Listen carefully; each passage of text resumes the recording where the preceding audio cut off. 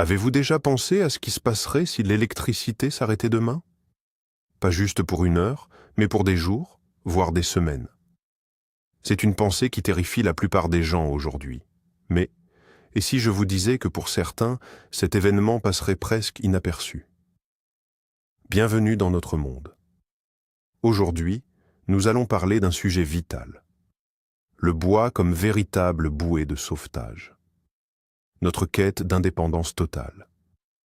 L'art de faire des réserves avec des bocaux. Et comment la beauté des traditions, comme les créations de Pagdi Wonka, s'intègre parfaitement dans ce mode de vie brut. Je vous promets qu'à la fin de cette vidéo, vous regarderez un simple tas de bois et un bocal en verre d'une manière totalement différente. Vous découvrirez des secrets oubliés qui pourraient bien sauver votre confort et peut-être même votre vie. Alors, pensez-vous être vraiment indépendant? Ou êtes-vous simplement branché à un système fragile? Préparez-vous à remettre en question tout ce que vous croyez savoir sur le confort moderne. Pour bien comprendre notre démarche, il faut remonter un peu dans le temps.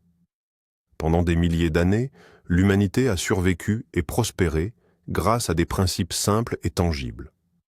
Nos arrière-grands-parents ne dépendaient pas d'une application sur leur téléphone pour savoir s'ils allaient avoir chaud en hiver. Ils dépendaient de la forêt, de leurs bras et de leur anticipation. Le bois était le centre de la maison. Le garde-manger était la véritable banque de la famille.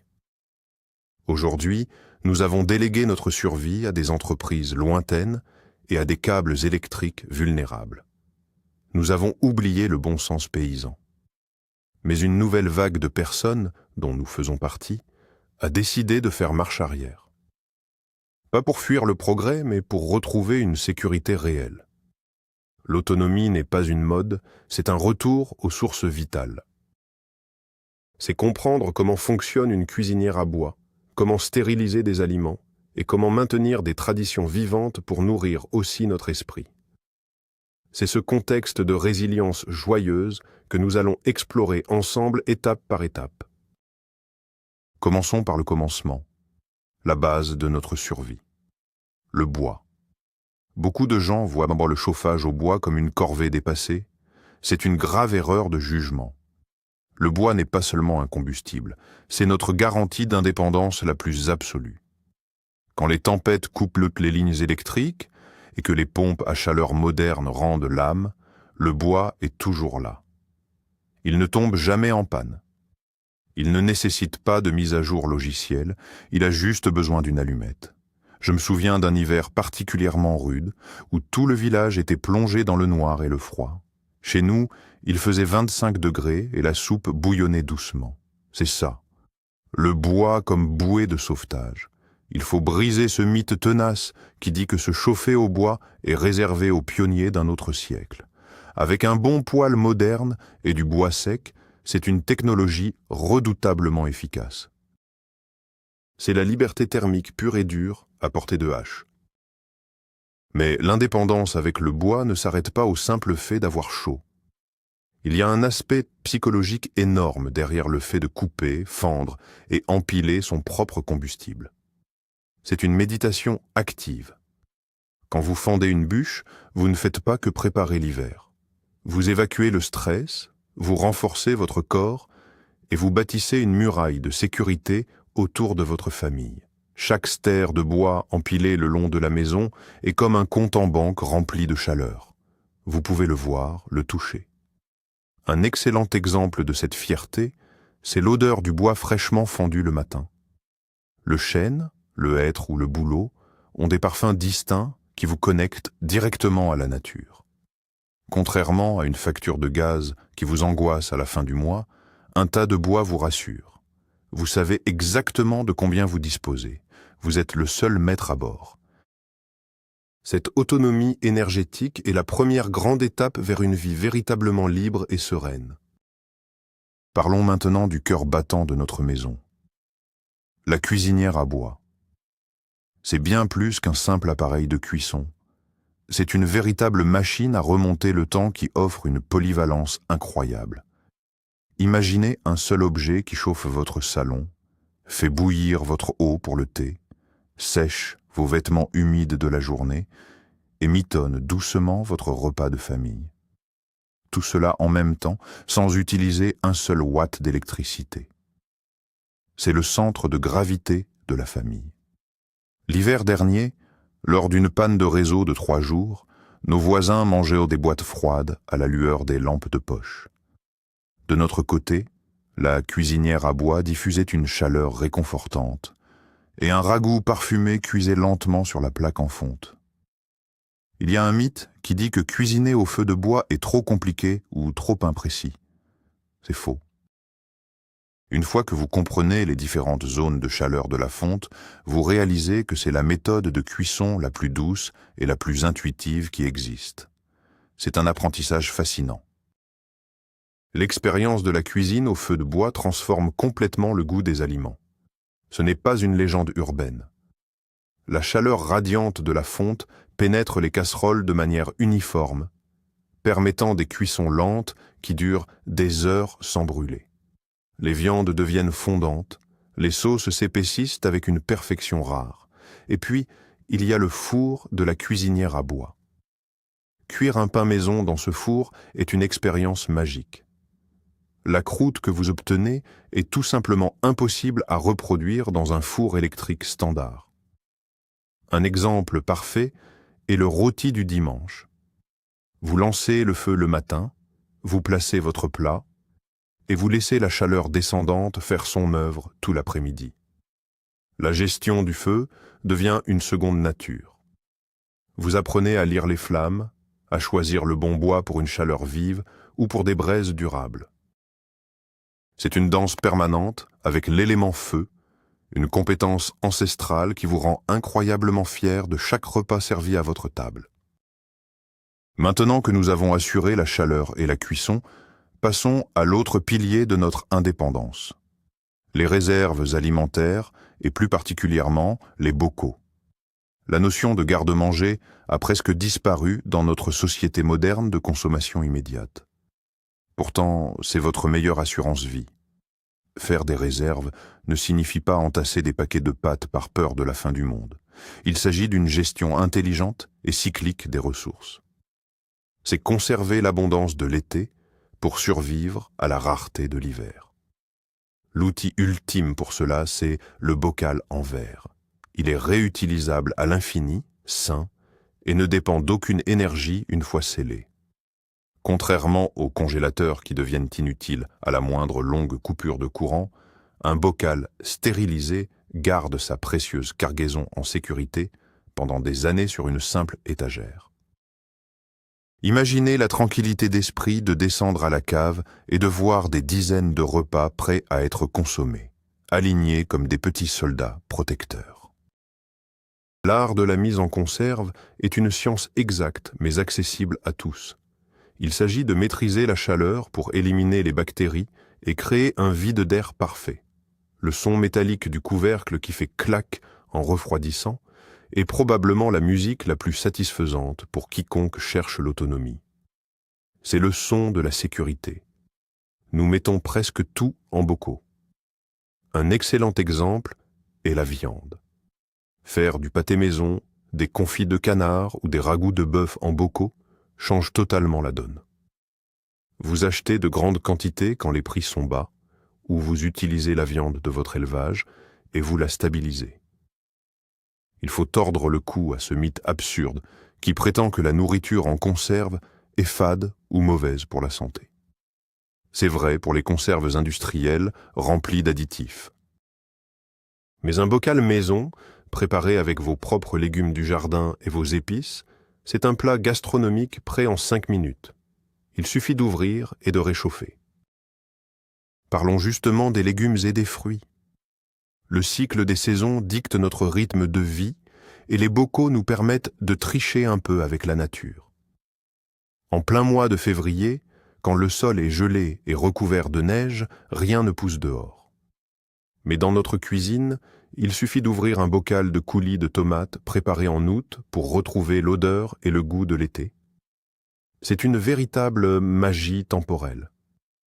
Nous faisons des réserves de haricots verts, de ratatouille, de compotes de pommes, de confitures et de légumes lacto-fermentés. La lactofermentation, par exemple, est une technique incroyable. Elle ne nécessite même pas de cuisson. Du sel, de l'eau, du chou, et vous obtenez de la choucroute riche en probiotiques pour tout l'hiver. Le fait d'aligner ces bocaux colorés sur des étagères en bois solide apporte une satisfaction visuelle énorme. C'est un tableau vivant qui représente votre travail acharné et votre prévoyance. C'est la beauté de l'abondance créée par vos propres mains. L'aspect financier de cette indépendance est souvent sous-estimé. Être autonome, c'est aussi être libre face à l'inflation et aux crises économiques.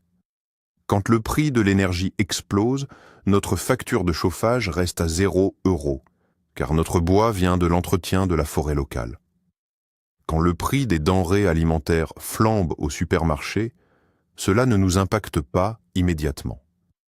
Notre cave est pleine des récoltes de l'année précédente, acquises à un coût dérisoire ou produites nous-mêmes. C'est un système anti-crise redoutable. Je vous donne un exemple très concret. Un repas complet pour toute la famille, tiré de nos bocaux de viande et de légumes maison, nous coûte une fraction infime de ce qu'il coûterait en magasin ou au restaurant. Cette économie massive nous permet de travailler moins pour payer des factures et de passer plus de temps à cultiver notre liberté et nos passions. L'indépendance financière ne passe pas toujours par gagner plus, mais par dépenser beaucoup moins en étant producteur de ses propres besoins. L'organisation d'une cave ou d'un cellier est une compétence en soi. Ce n'est pas juste un lieu de stockage, c'est un inventaire stratégique. Il faut gérer les rotations, consommer les bocaux les plus anciens d'abord, surveiller l'humidité et la température de la pièce. C'est un vrai travail de gestionnaire. Nous avons des étagères dédiées aux protéines, d'autres aux soupes, aux légumes, et bien sûr, une section pour les douceurs sucrées. Le sentiment de descendre dans cette pièce avec un panier vide et de remonter de quoi faire un festin sans avoir touché à son portefeuille ni croisé un seul caissier est indescriptible. Beaucoup pensent qu'il faut un bunker immense pour faire cela. C'est encore un mythe. Même dans une petite maison, un placard bien aménagé dans une pièce fraîche peut contenir des mois de nourriture. Il suffit de s'organiser, d'empiler intelligemment et de savoir exactement ce que l'on a. C'est la discipline joyeuse de l'homme et de la femme libre. Mais l'autonomie ne se limite pas à la survie brute, au bois coupé et aux réserves empilées. Si nous ne nourrissons que notre corps, nous perdons une grande part de notre humanité. C'est ici que l'art et les traditions entrent en jeu et prennent une importance capitale. L'hiver est une saison rude, de travail physique pour le bois et d'introspection. Mais quand le printemps approche, un besoin vital de renouveau se fait sentir. C'est là qu'Iwonka commence à travailler sur ses magnifiques centres de table et stroaki pour la fête de Pâques. Ces créations ne sont pas de simples décorations superficielles. Elles sont le symbole de la victoire de la lumière sur les mois sombres. Elles célèbrent le retour de la vie, de la sève dans les arbres, des œufs dans les nids. Intégrer l'artisanat traditionnel dans une vie hors réseau est essentiel pour maintenir le moral au plus haut. Cela rappelle pourquoi nous faisons tous ces efforts de survie. C'est pour pouvoir célébrer la vie dans de bonnes conditions. Ce qui est fascinant avec les stroiki de Pâques d'Iwonka, c'est qu'ils respectent la même philosophie de totale indépendance que le reste de notre vie. Elle ne va pas acheter des matériaux en plastique dans un grand magasin. Elle utilise ce que la nature lui offre autour de chez nous. La forêt devient son magasin de loisirs créatifs. Une simple promenade permet de récolter des branches de saule pleureur flexibles, des morceaux de mousse bien verte, de l'écorce de bouleau tombée au sol et des brindilles de noisetier. C'est une illustration parfaite de la manière dont on peut créer de la beauté avec absolument 0 €. Il suffit d'avoir un œil exercé et un peu d'imagination. Par exemple, elle utilise de vieilles souches de bois ou des rondins finement coupés comme base pour ses compositions florales. Le bois, qui nous sert à nous chauffer, devient soudain le socle de l'expression artistique. Tout est lié, tout a un sens profond dans ce mode de vie. Le processus de création de ces décorations de Pâques est un moment de calme indispensable. Après les mois d'efforts physiques liés à la gestion du feu et des réserves, s'asseoir à la grande table de la cuisine pour tresser des branches demande une concentration différente. C'est un travail minutieux qui apaise l'esprit. Iwonka assemble délicatement des œufs évidés et peints à la main, des petites plumes trouvées près du poulailler et des fleurs séchées gardées précieusement depuis l'été dernier. Il y a un mythe moderne qui voudrait que les personnes cherchant l'autonomie soient des survivalistes rudes, vivant dans des abris tristes. C'est tout le contraire. Quand vous maîtrisez vos besoins fondamentaux, vous libérez une énergie incroyable pour l'esthétique et la création. Notre maison au moment de Pâques est un festival de couleurs naturelles. Le parfum des branches de pin et des fleurs de printemps se mélange à l'odeur lointaine de la fumée du poêle. C'est une atmosphère unique et chaleureuse. Ces stroiki de Pâques jouent un rôle social et familial très fort. Dans notre quête d'indépendance, nous ne voulons surtout pas devenir des ermites isolés du monde. Au contraire, nos traditions deviennent des ponts vers les autres. Les créations d'Iwonka sont souvent offertes à nos voisins ou échangées contre d'autres biens au village. Le troc est une monnaie d'échange vitale dans une communauté rurale forte. Vous échangez un magnifique centre de table fait main contre quelques pots de miel local ou des graines anciennes pour le potager. C'est comme cela que se construit la vraie sécurité communautaire. L'exemple est frappant lors du repas de Pâques. La table est majestueuse. Au centre, trône le chef-d'œuvre naturel d'Iwonka. Autour, ce ne sont que des plats préparés à partir de nos bocaux, de notre viande cuits sur notre cuisinière à bois. À cet instant précis, vous ressentez une plénitude absolue. Vous n'avez eu besoin de personne d'autre que de votre famille et de la nature pour créer ce festin. Transmettre ces compétences est notre plus grande responsabilité, que ce soit fendre du bois avec la bonne posture, stériliser des bocaux de haricots à la bonne température ou tresser une couronne de Pâques. Si nous gardons ce savoir pour nous, il s'éteindra. Nous impliquons donc tout le monde dans ces tâches. Les enfants apprennent très vite que la chaleur ne vient pas d'un bouton magique sur le mur, mais de l'effort physique. Ils comprennent que la nourriture ne pousse pas dans des barquettes en plastique. C'est une éducation au réel qui les rendra incroyablement résilients pour leur avenir.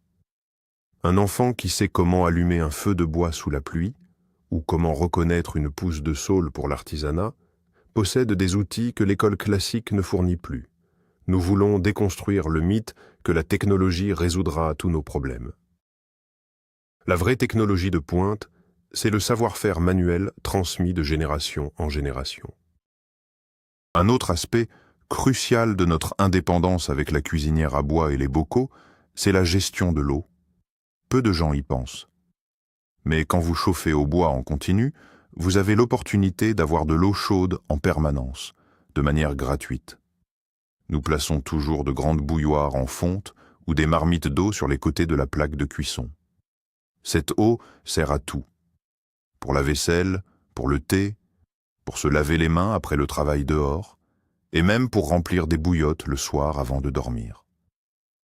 C'est un système de récupération d'énergie thermique d'une simplicité enfantine.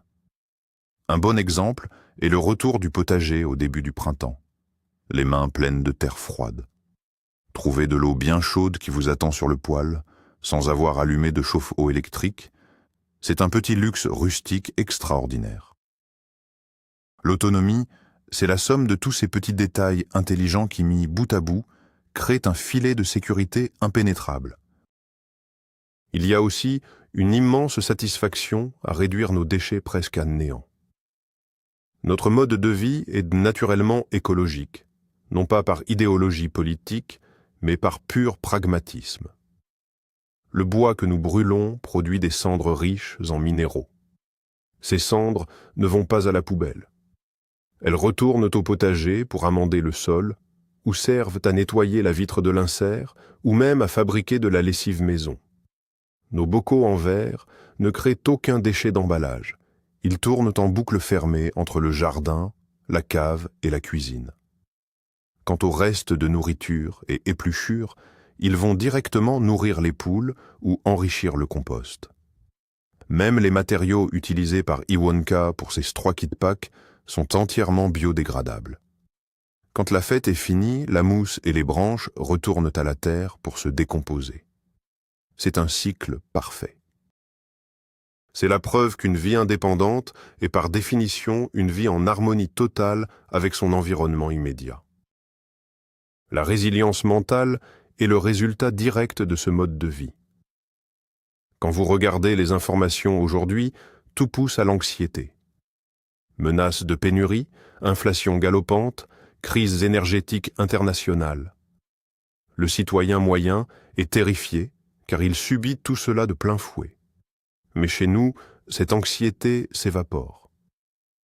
Non pas que nous soyons ignorants des problèmes du monde, mais parce que nous avons des amortisseurs massifs. La pile de bois dans la cour est un bouclier anti-crise. Les étagères remplies de centaines de bocaux sont une assurance anti-inflation. Savoir utiliser ses mains pour créer et cuisiner donne une confiance en soi inébranlable. Je vous garantis que le stress disparaît très vite quand vous passez votre après-midi à couper du bois plutôt qu'à faire défiler des mauvaises nouvelles sur un écran. L'action est le meilleur remède contre la peur. L'indépendance pratique forge un esprit fort, calme et prêt à affronter n'importe quelle tempête. Il est important d'aborder la question du temps. Beaucoup nous disent « mais vous devez y passer un temps fou ». C'est vrai, l'autonomie demande du temps. C'est un investissement en heures de travail manuel. Mais il faut changer notre perception du temps. Le temps passé à couper notre bois remplace le temps passé dans les bouchons pour aller au travail, ou les heures passées à la salle de sport. Le temps passé à stériliser des bocaux remplace le temps perdu dans les allées bondées des supermarchés sous des néons blafards. Le temps qu'Iwonka passe à confectionner avec patience ces magnifiques couronnes de Pâques remplace les heures passées devant la télévision à regarder des émissions vides. Le temps n'est pas perdu, il est réinvesti dans notre propre qualité de vie. C'est un temps qualitatif, ancré dans le réel. Chaque heure de travail produit un résultat direct et bénéfique pour la famille. C'est une temporalité organique, dictée par les saisons et les besoins réels, plutôt que par l'horloge artificielle du monde moderne. Ce chemin vers l'indépendance n'est pas exclusif. Tout le monde peut commencer, même à petite échelle. Il n'est pas nécessaire de tout quitter pour s'isoler dans les bois dès demain.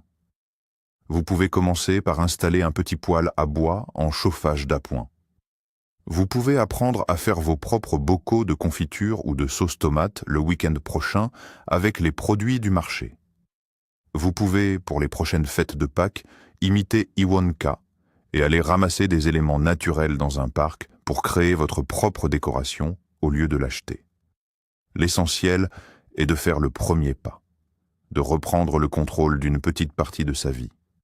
Chaque bocal rempli, chaque bûche stockée, chaque savoir-faire acquis est une victoire sur la dépendance. C'est une démarche joyeuse et libératrice. Il faut briser le mythe que c'est tout ou rien. L'autonomie est un curseur que chacun peut déplacer à son rythme, selon ses capacités et ses envies de liberté. En fin de compte, que rassemblons-nous ici? Le bois qui nous chauffe, la cuisinière en fonte qui nous nourrit, les bocaux de provisions qui sécurisent notre avenir, et les traditions artisanales comme les stroiki d'Iwonka qui nourrissent notre âme. Tous ces éléments forment une toile tissée serrée qui nous protège du chaos extérieur. C'est le retour à un équilibre parfait entre l'effort brut et la recherche de la beauté. C'est prouver qu'on peut être résilient sans être austère, indépendant sans être asocial. Notre maison n'est pas juste un toit, c'est un organisme vivant, productif et protecteur. Quand le feu crépite dans le poêle, illuminant une table parée de magnifiques décorations naturelles, et que nous ouvrons un pot de pâté fait maison en plein cœur de l'hiver, nous savons que nous avons fait le bon choix. C'est la véritable définition de la richesse. Et cette richesse-là, aucune crise boursière ne pourra jamais nous la reprendre. C'est la puissance de notre indépendance. Voilà la véritable histoire de notre indépendance. Ce n'est pas un chemin pavé de facilité, mais c'est le chemin le plus gratifiant que nous ayons jamais emprunté. La révélation la plus surprenante dans tout cela, c'est que se préparer au pire nous a finalement permis de vivre la meilleure version de notre vie. Le bois n'est pas qu'un morceau d'arbre, c'est notre garantie de survie à portée de main. Les bocaux ne sont pas que du vieux verre, ce sont des capsules temporelles de sécurité alimentaire. Et les traditions d'Iwonka nous rappellent que la survie sans la beauté perd tout son sens. En maîtrisant ces choses simples, nous nous sommes affranchis d'une peur constante. Voilà le grand tournant, l'indépendance commence par vos mains. Merci d'avoir partagé ce moment au coin du feu avec nous. Si ce mode de vie vous inspire, n'oubliez pas de vous abonner à la chaîne et de laisser un pouce bleu. Et vous, dites-moi dans les commentaires, quelle est la première étape que vous aimeriez franchir vers l'autonomie? Plutôt chauffage au bois, réserve de bocaux ou création traditionnelle? J'ai hâte de vous lire.